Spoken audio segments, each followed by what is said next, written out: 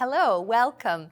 I'm so glad you're here with us today. My name's Kathleen McMillan, and I am an early childhood educator. And I have Anna McMillan here with me today, and we're going to talk about sleep in the childcare setting. So Anna, why don't you tell us a little bit about yourself? So my name is Anna McMillan. I'm the owner of Little Wing Sleep, and we are a group of certified sleep coaches, and we use a parent-present, gentle approach to be able to help your toddler be able to get those brilliant nights of sleep where you're both able to enjoy your day. The other thing is that we are really passionate about helping you find out the why behind sleep. Changing things, it's important to know the why. So that's why we're here today. Okay, so let's start then with why is sleep so important? Anna, why? Why? I know, it is such a big question, and there is so much I could get into with it, but I'm going to start here. First of all of the learning happens in sleep. So you experience what you're learning during the day, but it's when you are going into sleep that you're actually processing it. So we have some different levels of sleep that are actually going to process different parts of the brain. If you think of it like this, during the day, your body and your toddler's body and their brain is working like a whole bunch of different instruments. We've got a piano, a violin, drums, a triangle, everything's kind of going all over the place. When you sleep, it becomes an orchestra.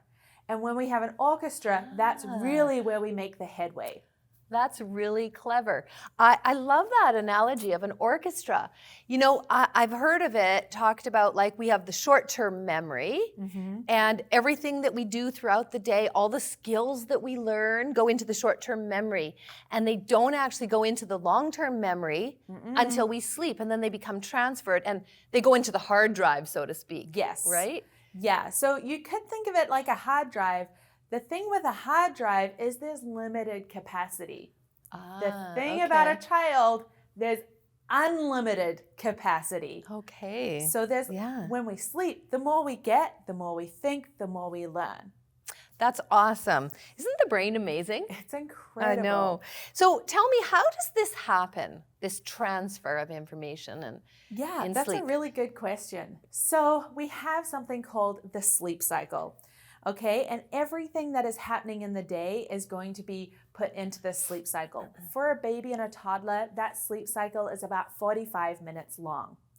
And what happens is that as they go into that sleep cycle, whoever is controlling that journey, whoever is the person kind of driving the truck for that journey is the one who's going to need it every time we start a new sleep cycle. The first stage of sleep, which you can see, is level 1.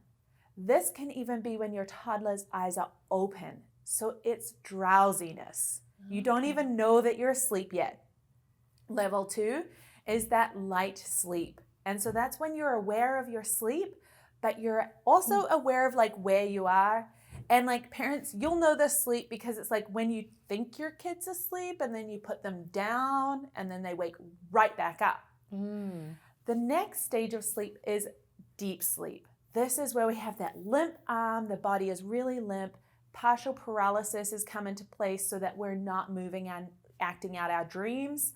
And this is where we get that body restorative sleep. So we're talking bumps and bruises, immune systems, everything to do with the body is in the deep sleep. Then we go into Rem sleep. That's rapid eye movement sleep. And that is where we have the transfer. So everything that's happened in the deep sleep is now going to be put into that long-term memory and Rem sleep. It's really hard to go through these cycles if someone else is that external driver of the sleep cycle. And so we end up with either independent or dependent sleep skills. And that independent means I'm able to put myself to sleep because I'm tired and because I feel safe. Whereas dependent is like, it's 2 a.m. and I woke up and like, Mom, come lay with me, because Mom's in control of the sleep journey. And it's not necessarily somewhere where you found yourself because you intended to be there. It's just kind of like worked. And if it's not working now for one of the three of you, then it's time for change. That makes a lot of sense. You know, if I think back to my own kids, I wish I knew this because I used to read to them till they'd fall asleep. And then I would be like surprised that they would seem to be out, and as soon as I left, they would wake up again. That makes a lot of sense. Yeah, I wish I'd known that before. So, you know, I can kind of probably tell after like more than 30 years in the field when a child hasn't had enough sleep. I think I have a pretty good understanding of what happens. But I would like to hear from you. What happens when a child doesn't get enough sleep, and what are the signs that a child is getting enough sleep? Yes, they're two really good questions. We're going to show you a bit of a diagram here, and it is a bath, okay? It is a bath, and as the day goes on, your child's brain is like this bath. As it goes on, there's a buildup of sleep pressure. This is called adenosine. And as it is built up, it kind of like, you're like, oh, we're reaching the top. If we were to reach the top, we get this huge burst of cortisol. It's kind of like the tap just gets like turned up. And cortisol is the fight, flight, or freeze hormone. And what happens is everything in the bath starts to spill over and go everywhere, and it's uncontrollable. Like when the bath overflows, can you contain the water? Not very well. However, when we pull out the plug for a little bit, which is our nap, or our nighttime completely empties that bath, then we're able to keep all of those duckies inside the bath. The duckies here are going to come out looking like behavior. So we're going to coordination.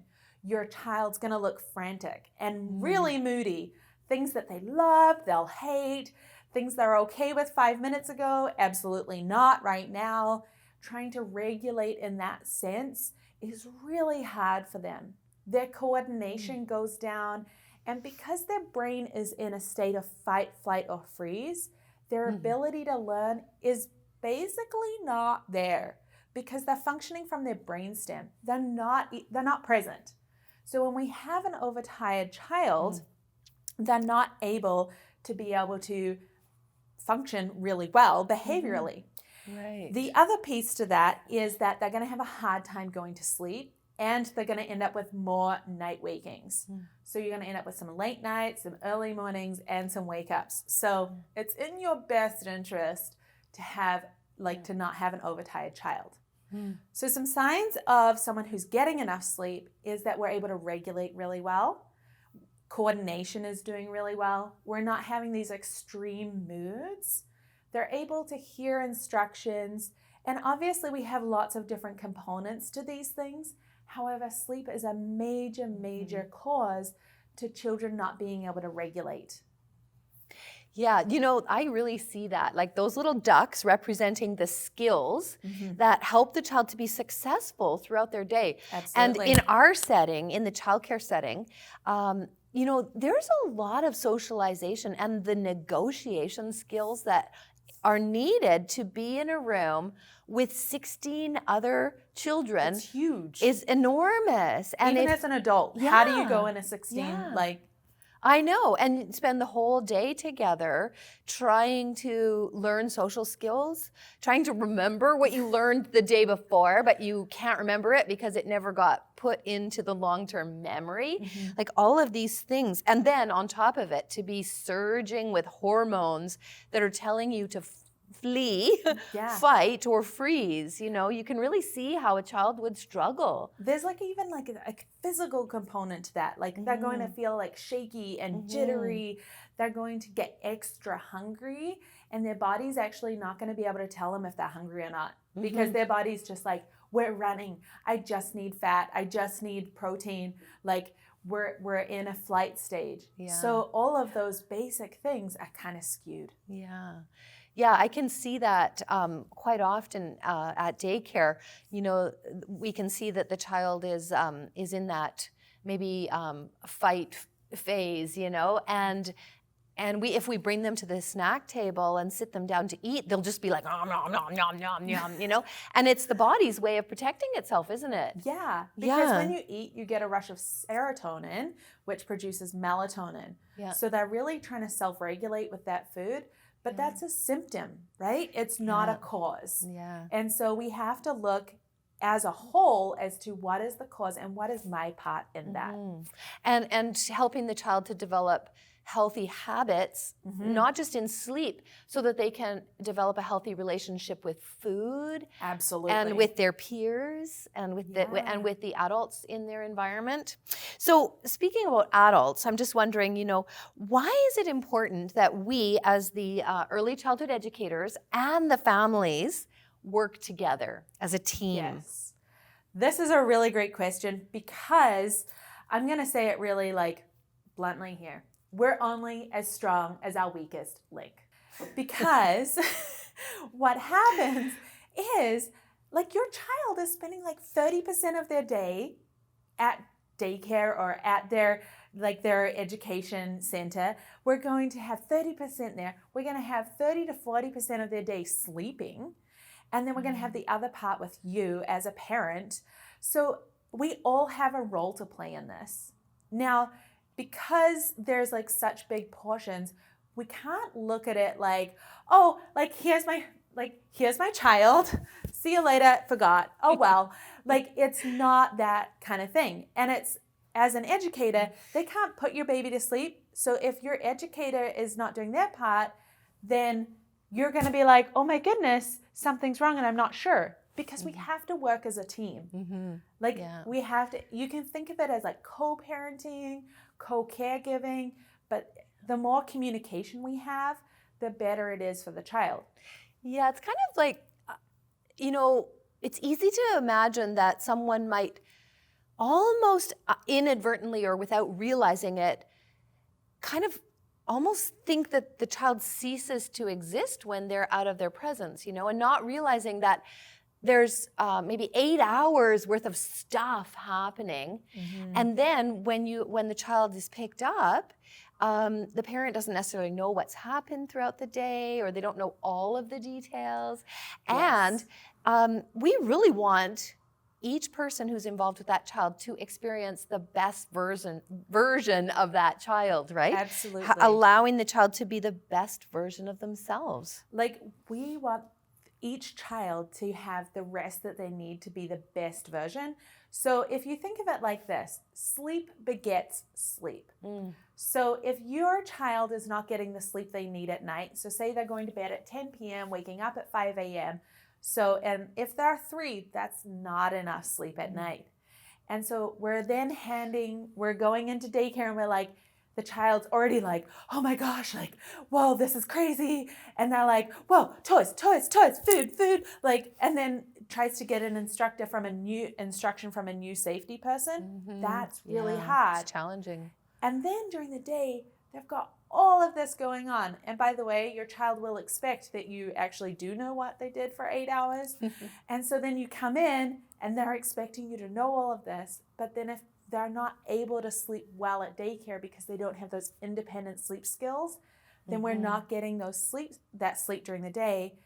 And so then when they come to you, you're whoa, they're so overtired.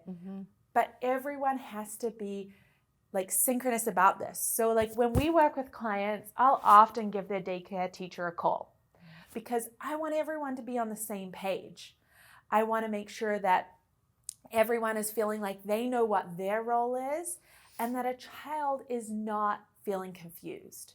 The number one cause of crying is confusion.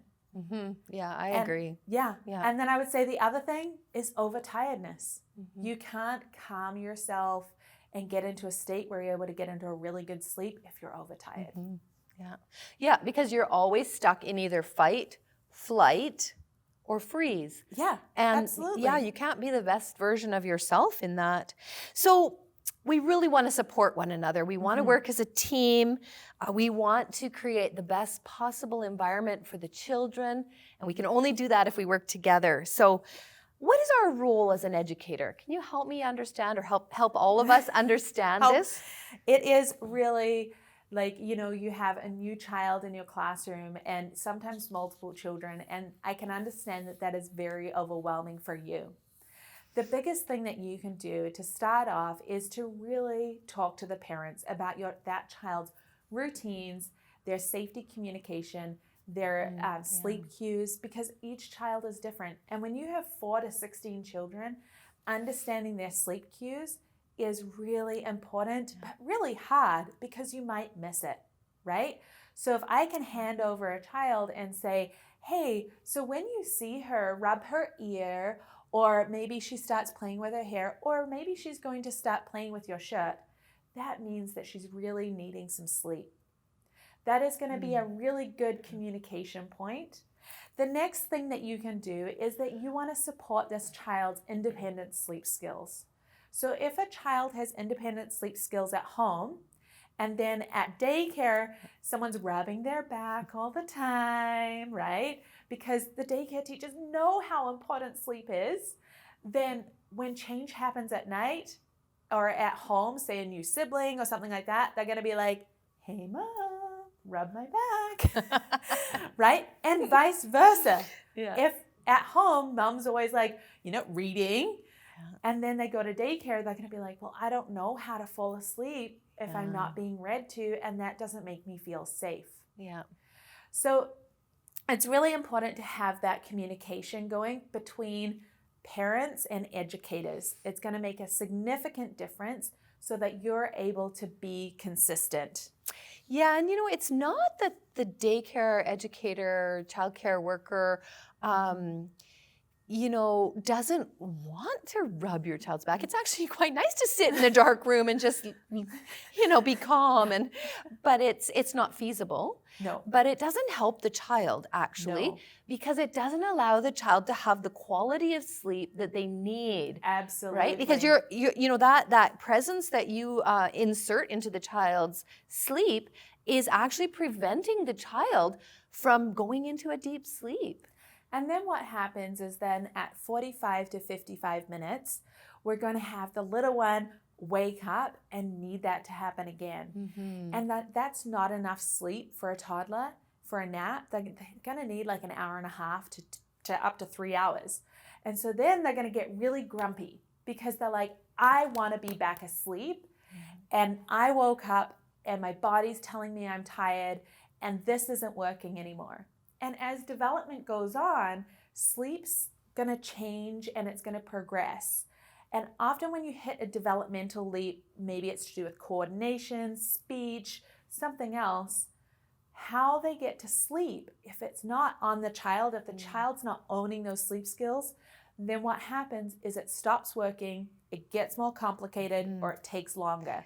That's when you hear you people, don't have yeah, and you hear people saying, oh, I tried that and it didn't work. Yeah. It's because something in the child's life had changed and they didn't have the independent skills, right? Mm-hmm. Absolutely. Yeah. I was wondering, Anna, what you were just saying was making me think about something with hormones. Yes. And particularly cortisol. And, a lot of times parents will say, well, I can tell they're not tired. Look at all the energy they have. Mm-hmm. And, the child's running around in a frenzy, right? And I'm wondering, can you just describe for a moment what happens at that time?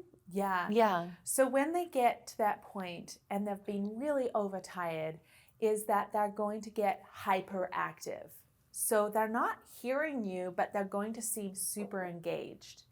And so what they're actually doing is they're kind of like, yeah, I got this. But they've got so much cortisol in their body, they're just kind of pulsing with cortisol. And so they've got all of this kinetic energy. And kinetic energy is that physical energy, and they just like need to get it out, right? And so they're like trying to run and move to regulate. And so you see when in the evening, especially, this is a common time where we'll see it around 6 o'clock. And then if we miss bedtime, like the body has the most melatonin, so our sleepy juice at 7 to 7:30. If we miss that at 8 o'clock, 9 o'clock, we'll see this where they're just like bouncing off the walls, trying to get that energy out. And it's actually not that they're overtired, it's that we've missed the mark and they're trying to then get that energy out to be able to calm their bodies down. Yeah, so if you miss the sleep cue at the time when the child really needs to go to bed, the cortisol starts to build up and then the child has to regulate and try and get rid of the cortisol. Yes. And then you have that child who's up till 11 o'clock at night, right? Yes. Yeah. And then what also happens is then we get a little bit of anxiety around going to sleep because it's like, I can't calm myself. When we get that anxiety around sleep, and this is true for you too, a lot of this applies for you as parents and your sleep and as educators. When you feel anxious about going to sleep, you're going to get a shot of adrenaline. Yeah. That adrenaline lasts for 20 minutes, right? So then you're like, I feel anxious about going to sleep because I don't feel sleepy and I don't know what to do. And then we've got like another 20 minutes of like trying to process even more chemicals in the body. Yeah. And do you think the bed, the place where the child sleeps, can even become a trigger? I wonder about that sometimes, like it becomes, I know this isn't going to go well, and so it triggers my fight, flight, or freeze response, right? Yeah, absolutely. That's called a sleep association, and we can have negative sleep associations and we can have positive sleep associations. And so when a child's not feeling safe or comfortable, and this can go for a mat at the early learning center, like that kind of like, I want to sleep, but that's not like, that never Something goes doesn't well. feel right, yeah. Like they can have that same worry about that. And so this is where it's really important to have things that are going to make a child feel safe in it, right? Yeah. So I've bought this here. This is one of my daughter's, what we would call a lovey, right? It's a transfer toy. So it's not that she's going to play with it, but it is something that is familiar and we only use at bedtime. And so we're able to create safe places that when they look at their bed, they're able to be like, I am calm, I am safe here, I sleep here. And parents can do that in a present and loving way, but then we're able to use those tools and say, you know what, you're safe. And I can talk about Miss Kathleen. Miss Kathleen is safe and she's going to help you go to sleep. And I want you to lay there and I want you to help relax your body. But if we don't create that environment and don't give them tools like transfer toys, like building relationships and transferring this trust, like if I don't trust the teacher, there's no way your child's going to trust the teacher. Yeah, that's so true. Yeah, if a parent feels nervous and you can tell, I mean, even the adult might miss the fact that the parent is nervous, but the child knows. Oh, they miss nothing and different. and even at bedtime, if you are anticipating, okay, this is going to be a fight, it's not going to go well, whatever energy you have, whatever feelings you have, your child knows them.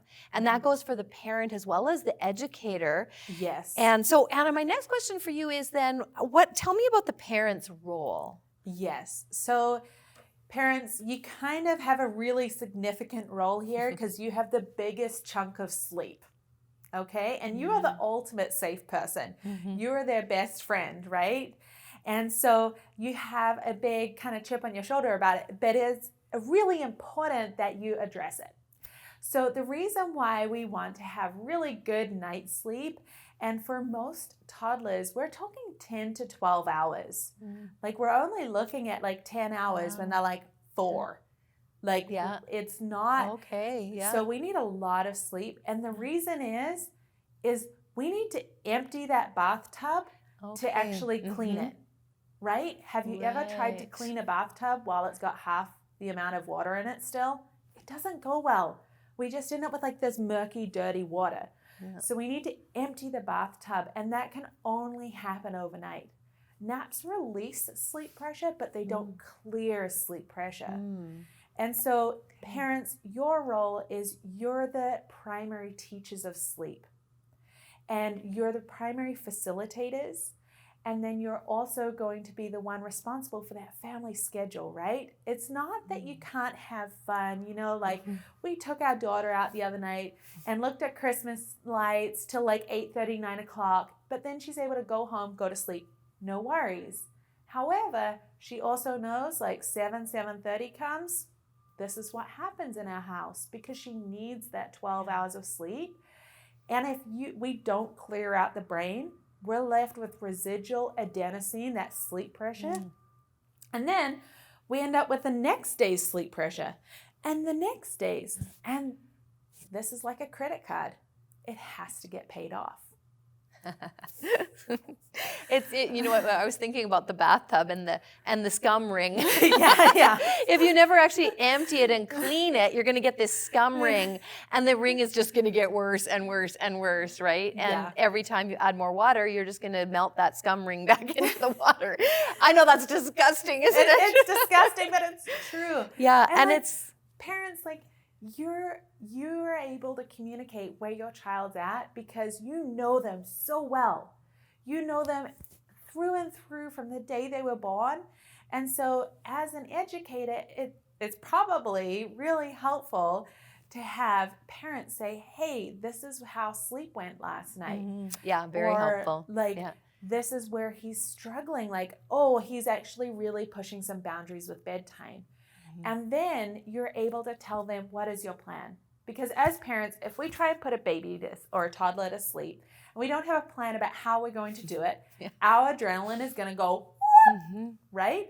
So we all need a plan. And then I can be like, hey, Kathleen, so my toddler is having some challenges with sleep. This is our plan. I've written it out for you. Can you please follow these instructions? She's able to ask questions. She's also able to express the challenges to me of the daycare setting that I don't know. I'm not a daycare teacher. I'm not used to looking after 16 children. So like when I say, hey, can you put her to bed an hour early, like for a nap? I don't know the challenges that come with that. It's really important that we have that communication, isn't it? And recognizing that we, at the Childcare Center, in the Early Learning Framework, we have a very... we have a schedule that is based on what we know about child development. Yes. And so we will be working within that schedule, within that framework. And, we need the parents' support too in that, and looking at us as a resource, to understand like what are the developmental needs right now, and how can we make sure that the skills that the child is learning throughout the day are actually getting transferred into their long-term memory so that they can have long-term success. Often you'll see a new skill actually exhibit in their sleep before you see it in their daytime. And you won't know what it is. You might be like, oh my goodness, he's thrashing around. However, when you say, hey, I've noticed that Johnny's really active, then the daycare teacher might say, actually, he was learning to climb the other day. And you're like, oh, he's learning to climb. Okay, we're going to practice climbing so that this is going to help his sleep and help his daytime. And that's a really good point, Anna, that practicing of the skill that the child is learning so it's like they can master it and they can put it to rest. Yes. Right? Instead of like struggling through it. And when the child doesn't actually have the opportunity to transfer the skill to the long-term memory, they have to keep doing it over and over, which is going to create anxiety and is going to create interrupted sleep. So much frustration. Yeah. You know, the one thing I was really noticing when you were talking, I think if I were to choose like a key word for parents, it would be consistent. Yes. Yeah, organized. This organizational consistency in your sleep plan at home, right? Absolutely. When we work with our clients, we work with them with toddlers for 3 weeks. And that is like, I feel like every day I'm like, guys, remember, consistency is key. Consistency reduces crying. Consistency provides safety. Yeah. That's a great keyword. Yeah. And we notice that at the Childcare Center too. We talk about it all the time.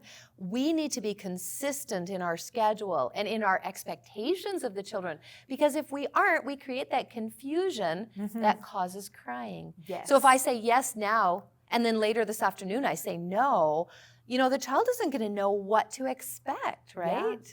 And that's really hard because they have desires.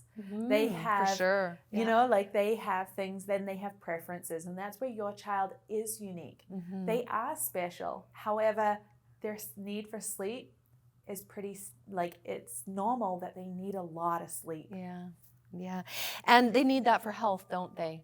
For Absolutely. optimal health in so many different areas. Like it's not just for physical health, like I'm not going to get sick, but it's emotional health and mental health and psychological, all of the things that are going to work to make a resilient child. Yes. Right? So I'm wondering, what do you mean by ensuring that they have healthy sleep? So there's 3 main determining factors of healthy sleep. The first one is the circadian rhythm, so their body clock.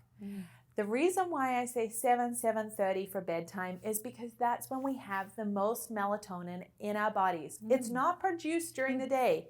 This is your body saying it's bedtime. So hit that like lull after bedtime. That's important. Listen to it. The second thing is sleep pressure. That's our bath. It's filling up. If we don't listen to that sleep pressure, it's going to overflow and we're not going to be able to get to sleep. The third thing is behavior. So that is where we have sleep skills involved. Who is in control of the journey to sleep?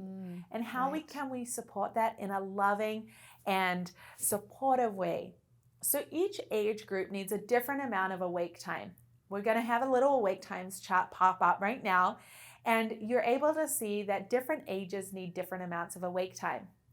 You can actually, we're going to take this down because you can actually download this on our website for free. So you can grab that. But it's important to set realistic expectations for this sleep need in each child.